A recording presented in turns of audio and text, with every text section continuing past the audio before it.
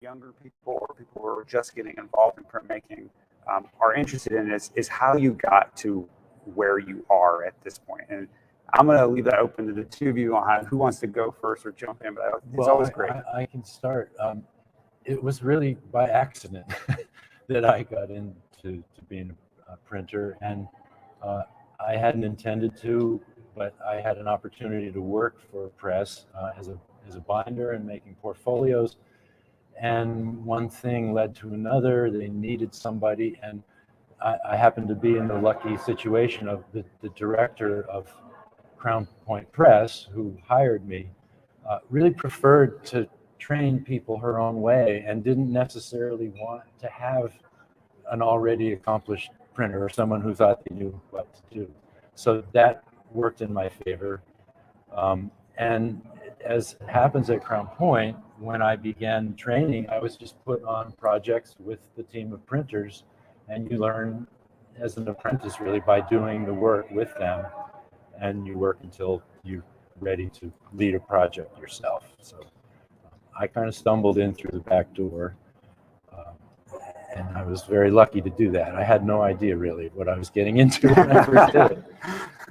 The one thing I will say is that they lured me into the job with a portfolio of John Cage prints. And I did not have a lot of art background, but I definitely knew about John, and I was very excited to potentially get to meet John, which I did over the years. So. And what about you, Mae? How did you fall into it? Yeah, so I studied painting and printmaking in college, and then I was living in Portland, Oregon, and I met a printer named Mark Mahaffey, who was printing with Ken Tyler at Gemini. And he left at some point and started his own shop in Northwest Portland. And so I went to go work with him. And I was filing plates and graining stones and doing anything I could really do just to be there. So I did that for a while and got a little bit of professional experience, being in that professional shop experience under my belt. And then I moved back to New York. I'm from New York, and met Ruth Lingen. And Ruth and Lingen, and I went to go visit her at the Pace Editions. It was called Pace Editions back then, workshop on 18th Street. And we hit it off, and she wound up taking me under her wing. And I wound up working with her for 4 or 5 years. And so I started working at Pace Prints, and I was there for a little over a decade. And so that's really where I got to work with Ruth and Bill Hall and Kathy Keene and Julia DeMario. And got to work, Jim Dine was in the studio at that time working on his woodcuts and etchings with Bill.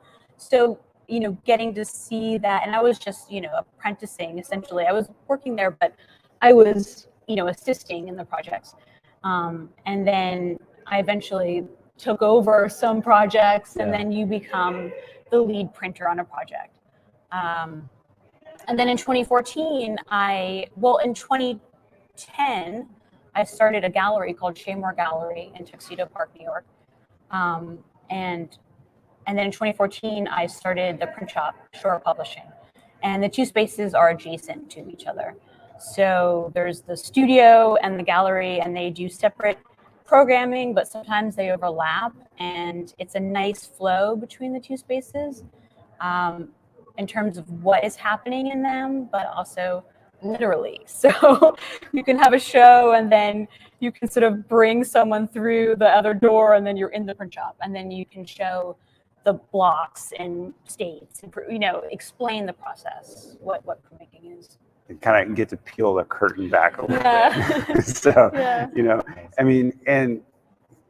one of the things that's always struck me about the two of you and your histories is how much you both have been steeped in like multiple generations of artists and printers, and it's like being dropped right into the middle of a lot that came before, and then being part of what was that period of time. And it's a really interesting mix of artists that you've each have worked with. I mean, I think that was particularly true of me because I came into Crown Point in the late 70s, and that was still really the part of the moment when printmaking took off in this country, and Catherine had a lot to do with that, with her etching. And of course, because I trained at Crown Point, that's the only thing I know how to do. I'm not a lithographer, I'm not a screen printer, or anything else, but I have done a lot of etching. I'd say it worked out for you. So, being that you're known as one of the best etchers in the world, I think it's okay. That's what she did.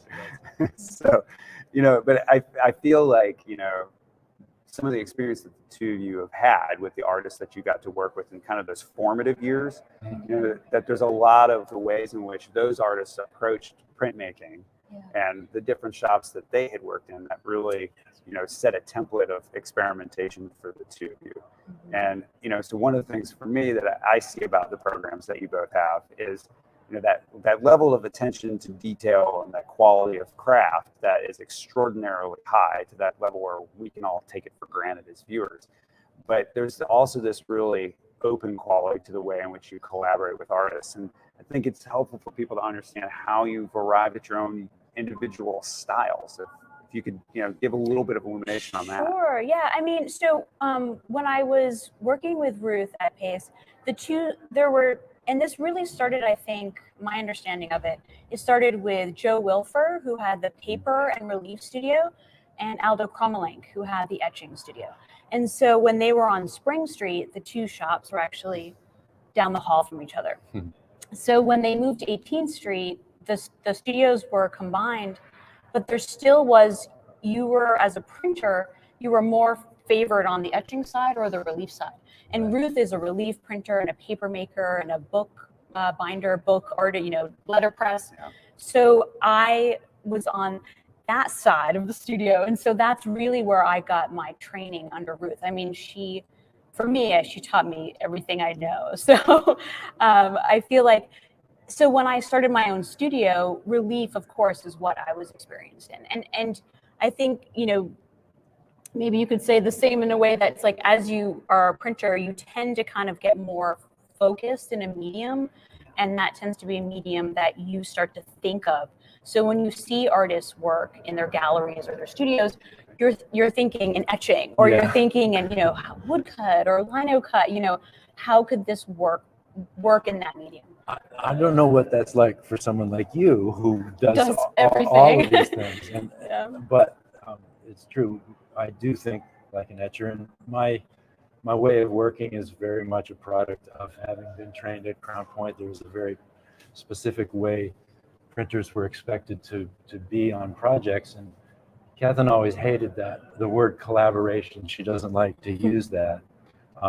And as printers, we were trained to be very neutral, to be there technically, but not to engage a lot, not to try to turn the projects in any particular direction, but to let the artists do that.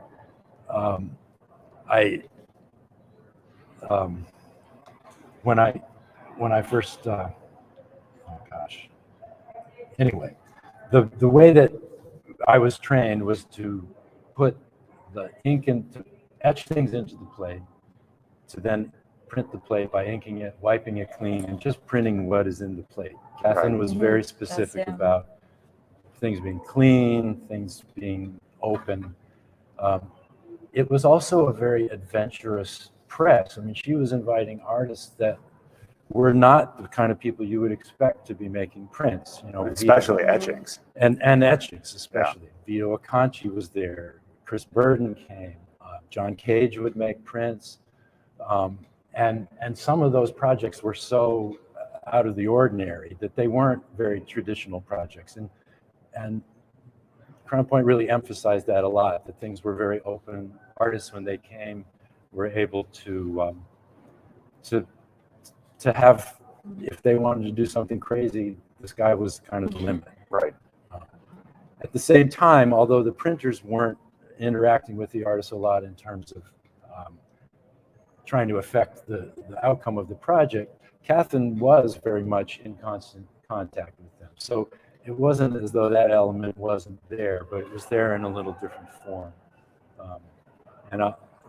I've come to kind of disagree with her about the collaboration thing. I think that's more a semantic argument than anything else, probably. Right. Right. And one of the things that we talked about before is how that affected your style of collaborating and helped you evolve yours when you opened your own studio.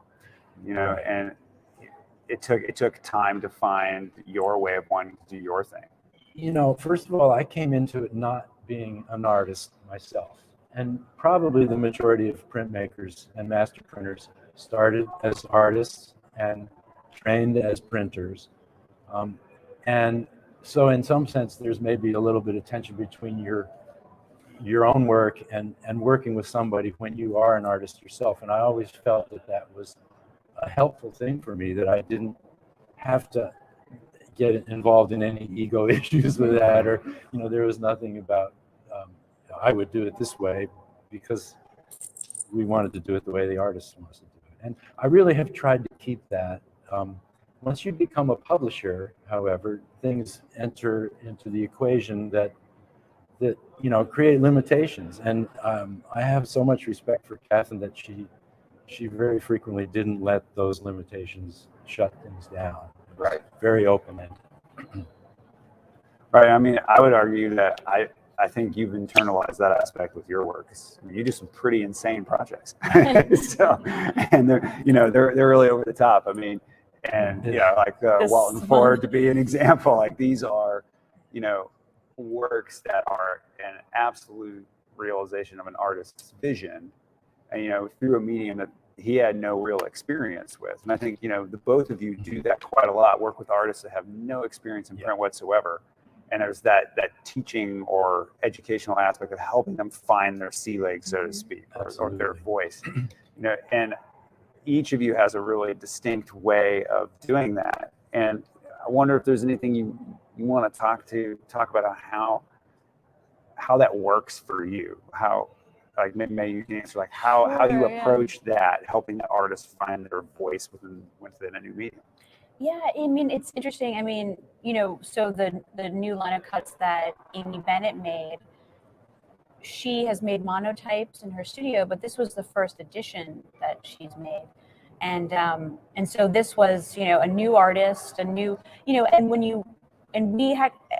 I saw her show at Miles McHenry in 2018. I think it was called Nuclear Family. And I love the paintings. It's very small oil paintings.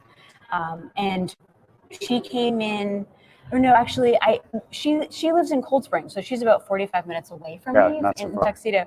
And I was able to, we had a studio visit right before the pandemic. So it was like maybe March 1st or something, like we had a visit. Everybody's, oh, it's not going to be that bad. Everyone's still in denial. Yeah, exactly. And so we had that visit, and then I didn't see her for a year. So, it was interesting. It's like when you have a new artist into the studio, you're, becoming familiar with each other, and, what they're interested in and what is important to them is really something that you learn by being in the studio with that artist and having proofing sessions, or, having her come in and look at proofs and talk about color and shape.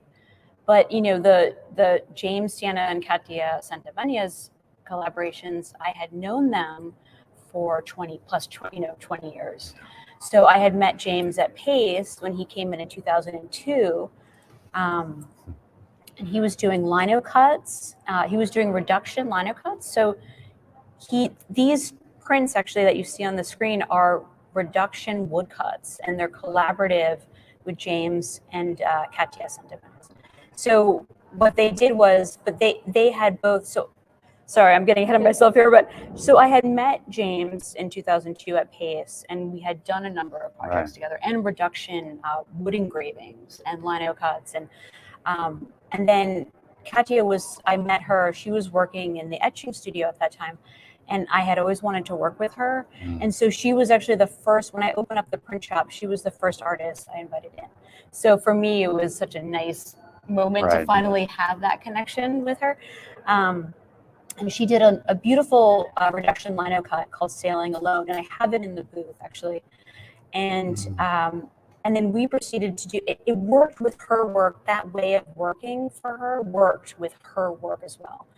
And so when we talked about them collaborating, it was almost built in. So we had known each other a long time. There was a lot of trust because this process, the reduction process, requires so much trust. Burn your bridges as you go, right? So I feel like that only could have happened. It's the nuclear option approach. Yeah. So- And that really only could have happened because I had known them so long and had known them so well and had been able to work with them individually. So that was a very unique case for that project, those projects to happen.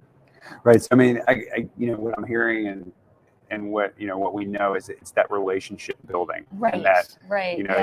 it's that level of faith that they have in you to allow them into their own personal creative space, Very right? That they can much. trust you. You have Very to much so, work yeah. very quickly to try to create that trust thing. Right. And we very often work with artists that don't have the first idea about how print is made.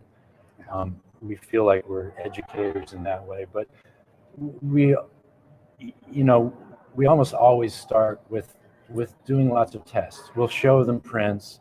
Sometimes they'll bring things, and of course we want them to come with at least an idea and maybe some sketched out versions of that idea, but we don't want an artist to come thinking that they've got something that we're going to make for them, because the whole process of doing this is about discovering the work in the process. Right.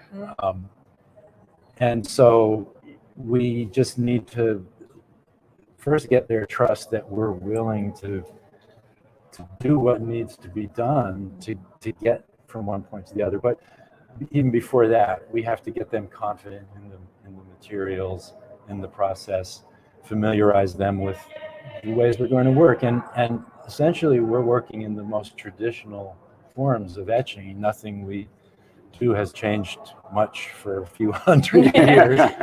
And so, you have certain limitations from using just traditional processes. But we don't do direct gravure. We have photogravures made when we need to use photogravure, because that's a whole process unto itself. And we focus very strongly on what we know how to do and what we do well.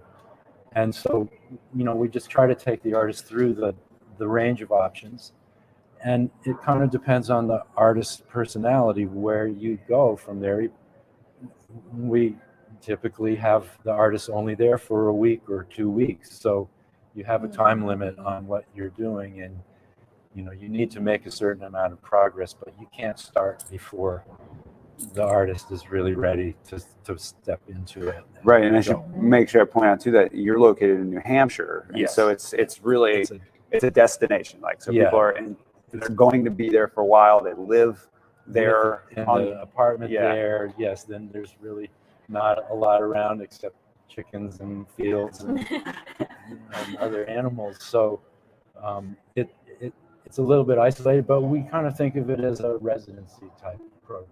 And Yeah. I think it feels that way to artists. I mean, I can definitely attest the artists I know have worked with you over the years have felt like it's an oasis, right? So it's like you go to this place and you get taken care of. Now you're also working really hard, but it's work that other people are working just as hard, if not harder, with you and alongside you. So there's this support thing that you guys provide as and that's part of the collaborators. trust equation, is just showing the artist how willing you are to work hard to get things. And sometimes it takes them a while to figure that out, but it is that old thing of if they ask you to do something, you say yes.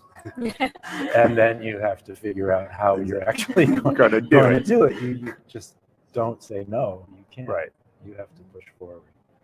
And very often, in the midst of projects, there are times when things feel bogged down. The artist doesn't necessarily feel great about things. And as the printers, as the collaborators, we have to give them the confidence to understand that, we're not worried about that. This is going to be done, and it's going to be done in the time that it takes you to do it. And we have confidence that it will work. Don't worry. Yeah, I mean, James Sienna actually told me once something that was really instrumental for him when he was first making prints with Felix Harlan. And he said that what gave him the confidence to pursue the work to its fullest was that his printer had confidence in him that he could do it. Yeah. And it was that feeling that from Felix. And he's like, Felix had never said anything, but he just made it clear that it was going to work, right? And he was just like that it not working wasn't an option on the table. And it was that level of confidence that the printer has in the artist that really helps in a you rise to the occasion. where you know things are going to go wrong all the time. Exactly. So you say that, and then sometimes the results belie your confidence a little bit. But we do try hard to get that.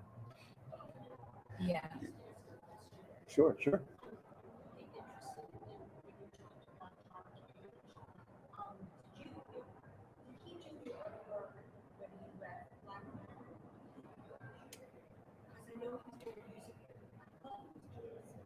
He may have been at Black Mountain because everybody was doing, so much. But Catherine had invited him originally to come to the press, Catherine Brown, to Crown Point. And I think her idea was that I want you to take the ideas that you use when you create your music and use chance operations and apply it to what we do here. Let's see what that will produce in a visual way. And, John wasn't intentionally a visual artist, but his ideas led to some of the most exquisite and beautiful things. And yeah, he was an absolute joy to work with, and he had this excitement about exploring and discovering things, and so it was easy to follow along. And he just really had a great attitude about it, and everything was open for him. Yeah, you just had that. It's like a built-in discovery will happen. Like this absolute sense of being so almost, I hate to say, it was almost a kind of childish joy about being alive. Just he would experience things in this way where he really experienced them fully. It was wonderful. So, I guess, that seems like obviously a amazingly foundational experience for you in the arts that really kind of kept you in. I'm wondering if there are other foundational type experiences that you can let people in on what kept you going down this path, because let's be honest, it's an insane amount of work. It doesn't make a lot of money and it can be really stressful. But it's more of a compulsion. So what are some of those moments that kept you on the road? Well, it's really, I feel like as the printer and the publisher, but it's really a kind of a two-brain process. Yeah. So when you're in the studio with an artist, there's the proofing process and the building of the work. So that's one way of, that's kind of one brain. And then there's the editioning part of it. And a lot of printers don't, there's that word again, but there's the collaborative printer who works with the artist and creates the pieces. And then there's an edition printer who just does the editioning. But we both do both. All of it. So it's kind of two different hats that you wear. Mm-hmm. But, I think for me, so I guess, but there's a joy in working with the artist and figuring out all that part of it.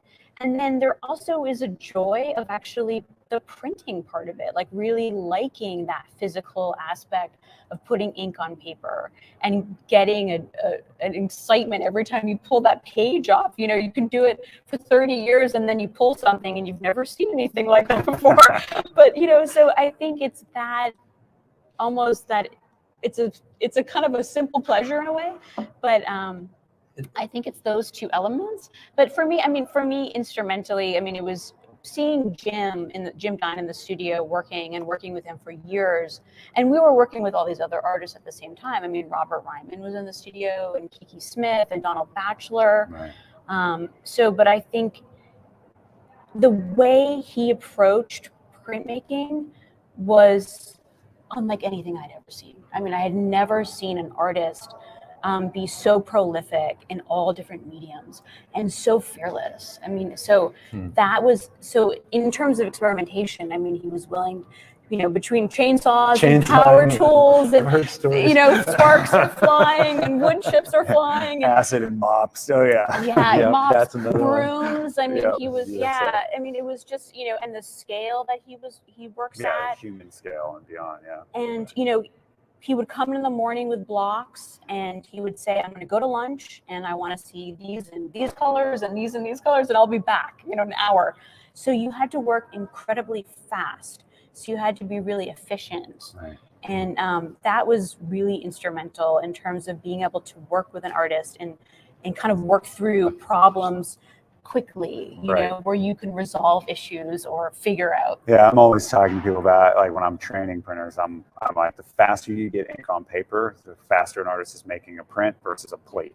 Yeah. Right, because Yes. the thing that they spend the time with is it becomes the thing, right? And so Right. Well, printmakers will say, "Oh, I love my plate more than my print." I'm like, "You didn't print enough. Like, you got to get to love the print." Yeah. So- and plus, when you're in the midst of making these prints, in order to proof it so the artist can even begin to look at it, you have to do all this quickly so the artist isn't just sitting and waiting for you. And, if you have 5 or 6 plates to ink and to wipe and print, that becomes, an issue. You have to be efficient in your time. Yeah. I think, I was lucky that temperamentally I was suited to doing the printing part. I still love to print as much as it has beaten me up over the years. But I think in terms of influences, certainly John was one, but Saul LeWitt was one of the first artists that I worked with there. And I worked with him subsequently after I opened my own press in later years. But I identified with his, I wasn't a visual artist, but I really got Saul. And Yeah. it was very easy for me to understand how he was working. And in fact, at times he taught me things to do with aquatint that helped us make prints that I had no idea. He was the one that had me make that 4-step grayscale and make 2 of them. And then you take each of those in a different color and print them that way. Right. And you see this rainbow of all the possible colors. And that was when we were working on the complex forms prints that we did. And he said, make this and use these colors and look at that. And then let's look at the color and we'll decide, what we want to do. And it was very systematic, Yeah, that's become a really great standard way for you to help an artist see, to make their work. We use that so much because we work with color all the time. That's really one of our. I had no idea that came from working on a project with Saul. Yeah. He used that himself, I'm sure. And for Saul, it must have been wonderful. You get all these matrices made, and then you can change them. You can change colors. You can change sequences. You can do all these things that were related to what he was doing anyway. And that's really, anytime we work with an artist, we're looking for a way to let them do what they do in this medium, which is different for them. And as soon as you can find a comfort area, that really lets them get going. And working on projects and building prints is a whole entirely different thing, as you say, and that.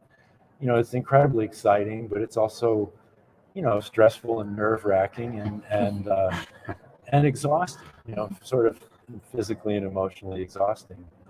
So to me, the printing part after the fact has always been a good way to kind of recover from the making of the plates.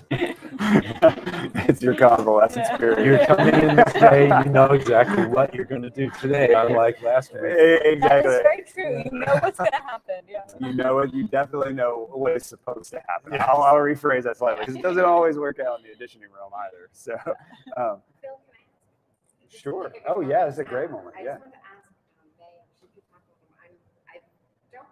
Haven't quite wrapped my mind around how Katya and James collaborated. Oh sure. Yeah. Can you pull that apart? Yeah, sure, of course. That'd be great. So they had never collaborated visually before, and They are married. yeah. We want to start with that. And play music together. Right. So, So collaborated on the print. Yeah. right, yeah.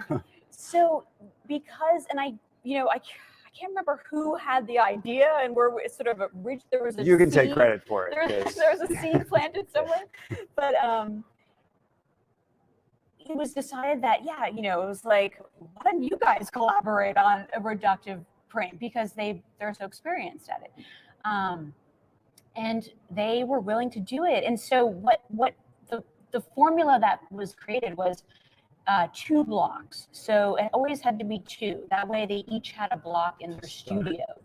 In their possession. In their possession, right. So no one was idle. It wasn't like Katya was carving and James is waiting, and then that happens and he gets the block. So there was always 2 built in. So they each had the blocks in their studios, and they didn't show the other one what they were carving. It's like So it was, game. So- What do they call that game? Where you So it's like an have- exquisite course. Yeah, Yeah, exactly. yeah. right. That sort of. So they would carve the blocks, Higher stakes. and then expensive they cards. would come into the print shop and they would reveal them to each other. So that's the first time they saw what the other one had done. And then the rule was, whoever did the carving on that block, on that round, the other one chose the color. So it was a way to keep the scales kind of balanced. So that way no one could have too much pull or, really decide too much in each layer. So we would proof. So we would do multiple layers of, like not multiple layers, but multiple different color proofing for each block. And then they'd go back to their studios or back to New York, and then I would have to edition it because it's a reduction. So I would edition both blocks, all the pieces of paper, and then I would I would swap the blocks. So whoever did the carving on the last one, they got the other one. Those would go to their studios, and then we would repeat the process. So like layer by layer, the image is built, and they're only they can only respond to what the other one had done. So and there's no going back. I have to really point that out. It's reduction printing. It's referred to. John Cagey.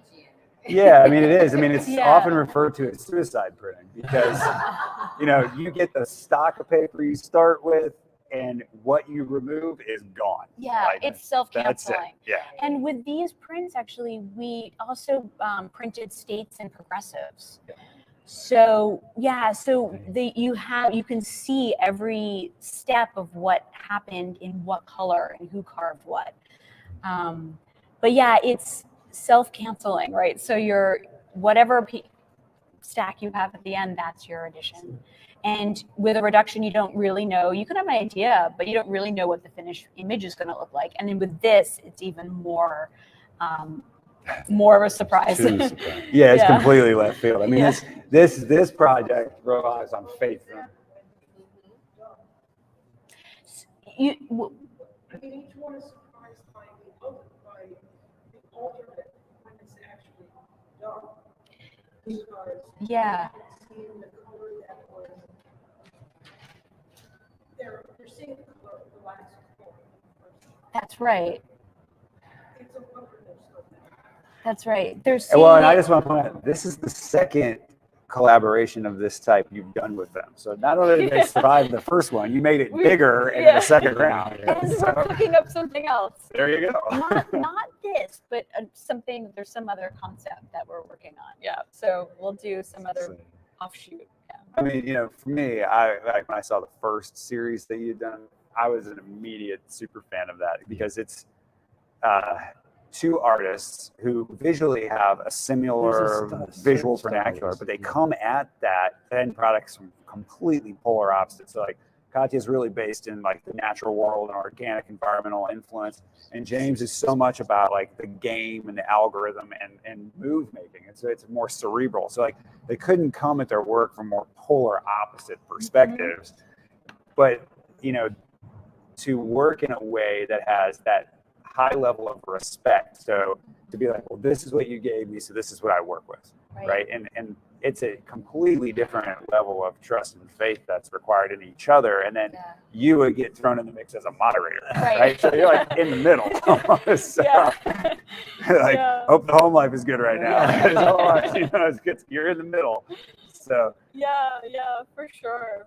I mean, it was amazing to watch them collaborate. I mean, they're carving separately, but then the print is forming in front of them in the moment. But it is a bit of, it's a bit of a delay. So, I mean, your artist would come in and work with you for a couple weeks. So the first set that we did took 8 months. And that was going at a pretty good clip. That was pretty consistently. There were 7 runs on those prints. And this one, actually, we started this project January 2020. So here we are almost 2.5 years later. Yeah. So it's, that of course got delayed but they're really creating something, but it is a slow process. So to have the patience also Right. to see it through and to stick with it and to come back to that imagery again and kind of get back into it. They were able to do that in the print shop really quickly. And so that was something that, they needed to jump back into it again. Right. After maybe not seeing it for a month. So it's like they're creating something and then they're leaving it in the studio and then they're coming back to it again, which is different than, right, if the artist is. Yeah, and we do that as well. There are times when artists will come for brief stays and come back, and sometimes that's good, and other times you really want the momentum of being there every day. Yeah. It's such a leap of faith for an artist to try to participate in this kind of a thing. I have to take my hat off Yes, to the artist in agreed. this case, because it's a really hard thing, and artists are used to being solo in their studios, and they're used to working it very immediately, where they make the mark and there it is, and they see it. And for us, we have to break everything down, and everything comes in fragments at first, and so it requires them to really have a leap of faith, I think, to do that with us. Right, and in some ways, a lot of artists feel the technical knowledge and balance because they rely on their printers so much. But what they don't really necessarily feel is that we rely on their idea so much, right? Their goal of where they want to go. Because people always say, "Well, how do you know how to give an artist advice?" And I was like, if an artist knows what they want, even if they can't articulate it, we can eventually read their mind. Yeah. But if they don't know what they want, we're screwed. Like we Yeah. can't help them at all, right? That's So a good even if point. they can't articulate it, because they can just keep telling us what they don't like, and like we can kind of figure it out then, right? We can get to that place, right? But they have to know what they want, even if they can't articulate it. Otherwise, we're all just like wandering in the dark in the woods. It's just like, it's super hard. Yeah, but cause I think a lot of times, people see the thing that they don't have, right? And that becomes that point where you have to help everyone understand what each other's got in order to, keep it flowing. And with Katya and James, it's the same with me, with someone like Walton, who has now come and worked multiple times and has become very skilled in the process. And it's interesting to see the kind of evolution of the prints from the very first ones we made as they go forward, because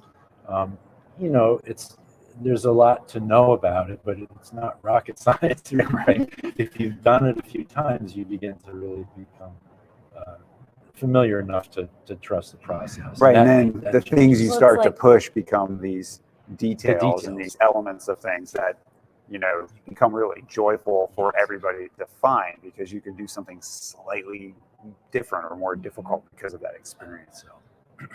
Yeah, I've always heard that they say you're fluent in a language when you start to dream in the language. And it's sort of like that, when an artist becomes fluent in that medium and they can find their way. They speak that language, like Walton speaking etching or. Well, I want to say that you brought the final state of the blocks, Mae, for this project. You have them in your booth. And Peter, you brought the plates for not this image of Walton's, but one of Walton's images as well. Or it's not the plates, but sorry, the state proofs, so that people can see. So if you're here at the fair, you can see those things in person and see some of that creative process and the residue. We love to use those kind of materials for teaching when we go to schools and things. It just really makes it much more visible what the process is and how it works. And you're breaking it down to its essential ingredients, and we start with lime with Walton. But that's a certain type of print. There are other prints with artists where there is no key plate to speak of, and the artist needs to work very intuitively, and it's a kind of maybe a more painterly kind of process, and those are difficult in their own way. You know, you have to create the blueprint in a different way for it. Yeah, I mean, I think one of those things that you guys both do very fluidly is change the way you work based on the needs of your artist, right? That you guys are the flexible element within the situation, because you're not asking your artist to fundamentally change who they are as a person. You want them to stay who they are. Like, that's the point. They're there, You right? want it to look like them. Right. You know, you don't want to come in and be like, wow, that's like no one's ever going to know that was that artist's work. You know, and so that's part of the difficulty and the challenge of that situation as well, is you having to be flexible relative to the way in which you're going to approach it. Right. That's right. Yeah. Yep. And so, yeah. I'm sorry, to make sure everybody's okay. I do have a question, and I guess I'm going to direct it more to you because you've been in the business such a long time. Have you ever had to fire an artist? The question is, if people couldn't hear it online, is, have you ever had to fire an artist? Wow, we're getting into the good stuff now. Let's dive right in. No, I would say not. I mean, part of being a master printer or collaborative printer is you work with who you have, and you do the best you can with that, and help them do the best. So not really, no. I mean, I would say there's certainly been projects that have been less successful than others. And sometimes that's a result of things like maybe we didn't quite go far enough. Maybe we thought it was finished before it was really finished, or, you know, maybe the artist never really got comfortable with it. And but, you know, we tend to, because we do both contract work and our own publishing, you know, with a contract job, we are given this job to do, and we work on it until we make have it work. made it. Yeah. You ever fired an artist, Mae? I've had some projects kind of Where you'd like to stall have. out, you know, where maybe like just sort of, you know, maybe a proof doesn't happen or something. So, you know, but Yeah, I mean, it's usually pretty soft, you know. It's yeah, I would say, you know, Maybe this isn't the medium for you. yeah. Yeah, right. Are there any artists you haven't invited to ask? Yeah. Well, I mean, I imagine there's an artist or two that were always really busy. So, When you actually have been there for a while, when you actually start putting if they're resistant to everything you're saying, It's not going to go, no. And I mean, that would be an instance where you probably wouldn't go ahead. I mean, the artist has to be participating and really wanting to participate. well, I mean, I guess I'm gonna back it out a little bit. I mean, we're really careful on who we work with, right? Because we spend time with them in their studios and we get to know them. You know, and I have this kind of, I arrived at this through like pain experience of collaboration. Yes. So if my philosophy has always been, if you wouldn't invite the artist to your home, to your dinner table, don't invite them into your studio, right? Because it's an intimate relationship you're developing with this person.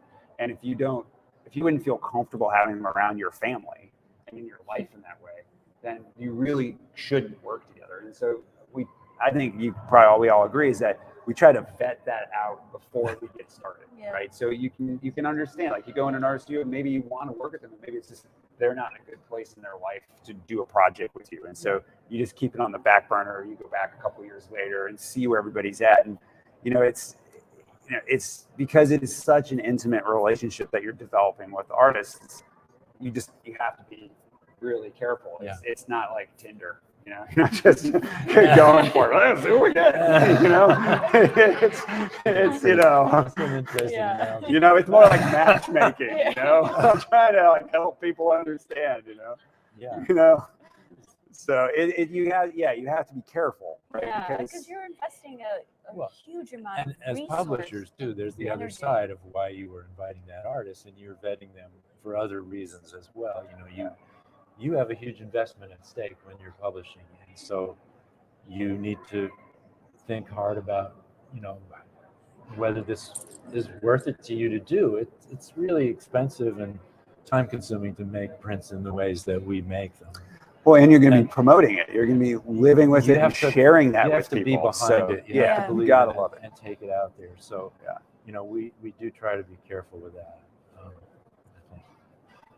Yeah, I'd say it's mostly vetting at the front end is what saves us the firing Something process. that So- I was watching the interviews that Ann did of all the various participants in the fair, and something Felix said in his interview, Felix Harlan, I thought was very interesting. He's also a printer and publisher, and he said that being a publisher is kind of liberating in a way because it allows you to keep going if you need to. You don't have to stop because somebody says the budget just ran out. Right. But if you are the publisher, you're still aware that the budget's getting a little low. But in his mind, that was a more liberating thing. I think I feel the same way about that. I wholly agree with that. Yeah. You just have to be able to not think so much about that part of publishing when you're in the process. You're just thinking about the art. Right, because as a contract printer, you're getting a budget, and so say you're doing a lithograph, it's 3 plates or 3 colors have been budgeted for, and if it needs that 4th color, you're having to go back to the publisher and say, well, it needs the 4th color. Will you pay for it? And if they say no, then it stops there, and like you know, it's that hard part for a printer to like be like, oh, we could have just done that extra. We usually don't know that before we start. Exactly. You know, We just because a printer artist could decide, I want to work in black and white, and we're just going to do all this one plate. But then, you know, the further you go, the more plates you add. You know, it can get very, very complicated.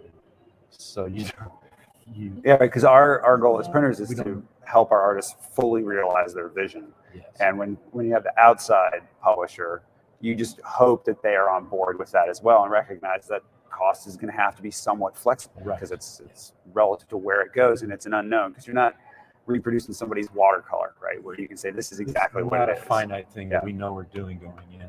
Yeah. So I guess. Yeah, as a publisher, you can really put everything you have behind it in a way. I mean, you really give the artist as much as you can give to make the best project that they can make with you. Yeah, and I think for all of us, that's kind of our MO, is we would rather make it better than save the money on it. Right. And there's never any doubt really. Yeah, I had that experience early on in my print training where, you know, I was assisting someone and you know, the lead printer was like, what do you think this needs? I'm like, it needs this one other brown. And he just looked at me and he goes, it's not going to get it. he's like, you're right. He's like, it's not going to get it. The budget's not for that 5th color. And I was just like, I was so mad. I was like, I can't believe we're not going to do this because everybody could like obviously see it needed this one little thing. And it was something that would have maybe cost at that time like $200 added in. Yeah.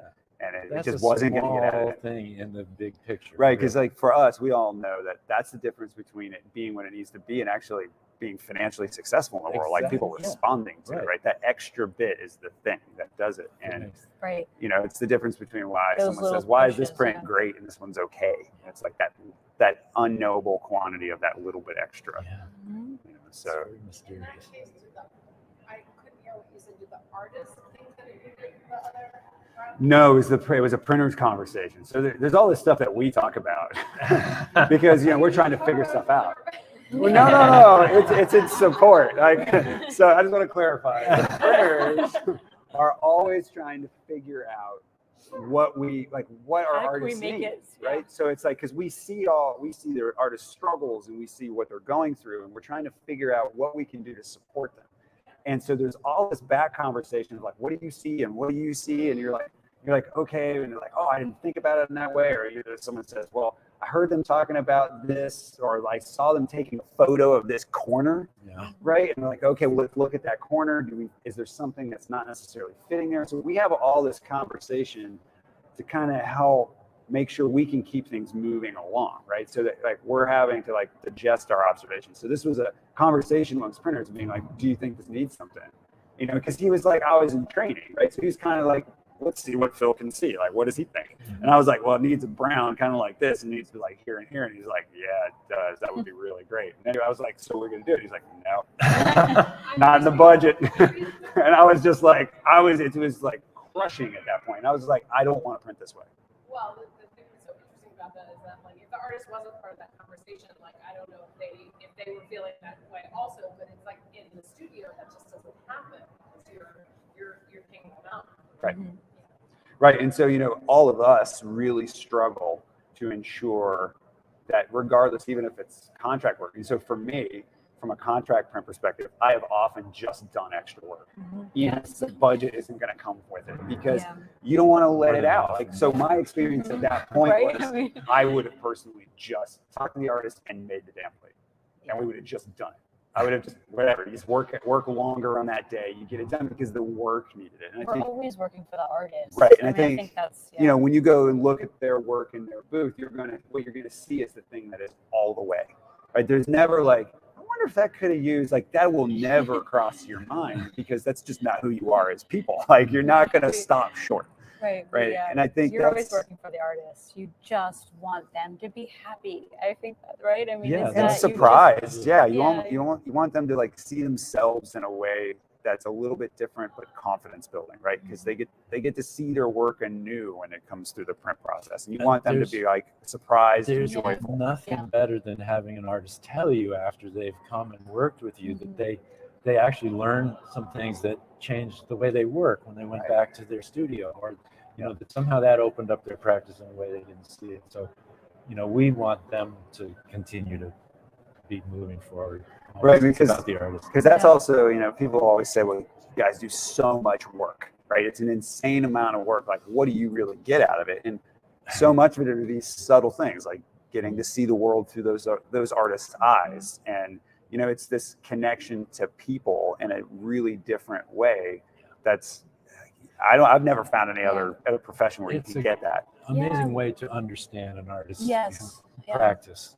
If I've never worked on a project where I haven't come out at the end with a much bigger understanding of what the artist is about, what they do, what their issues are, what's important to them. It's it's a real education, and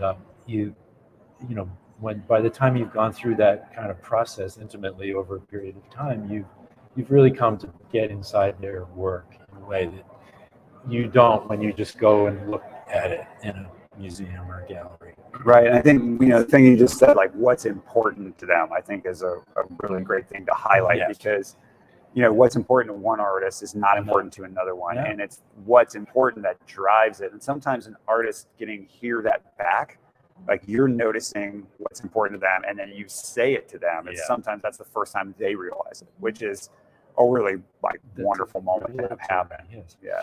It's rare, but when it happens, it's pretty special, Yeah.